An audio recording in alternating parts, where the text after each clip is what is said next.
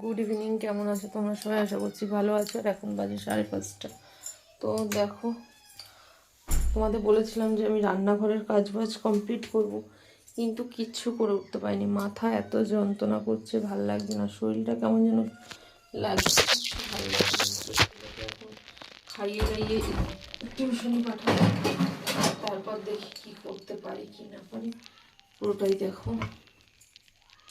এখন অন্তত ছেলেকে খাওয়াই, একদম ভালো লাগছে না, মাথাটা এত যন্ত্রণা করছে না।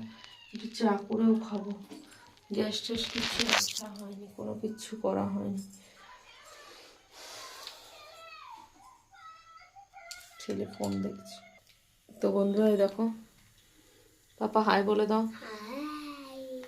ছেলে খাচ্ছে, ছেলেকে খাবার দিয়ে দিয়েছি। আবার ইলিশ মাছ